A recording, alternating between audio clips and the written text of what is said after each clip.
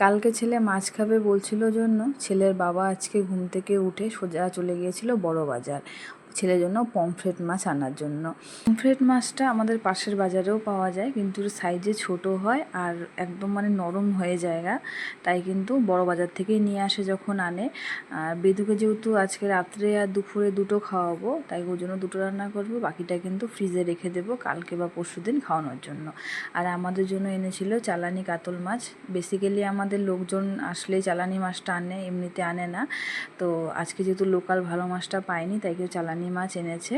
তো বেদুর মাছগুলো ফ্রিজে তুলে রেখেছি, আর লবণ হলুদ মাখিয়ে বাকি সবগুলো মাছ ফ্রিজে রেখে দেবো। বেদুকে আগে স্নান করাবো, বাকি কাজ করব, তারপরে কিন্তু রান্নাটা বসাবো।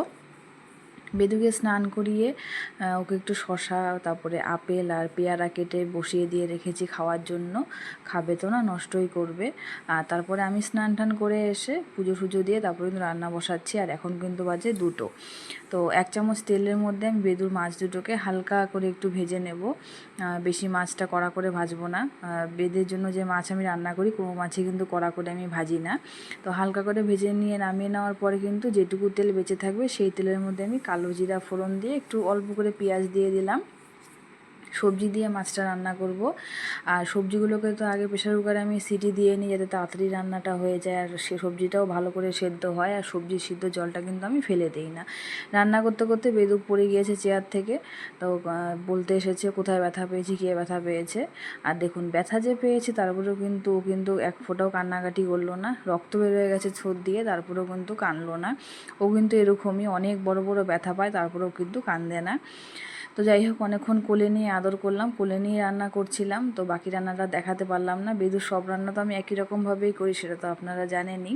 তো বেদুর রান্না হয়ে গেছে, এখন ওকে আগে খাইয়ে দেবো, তারপরে আমাদের রান্না করব।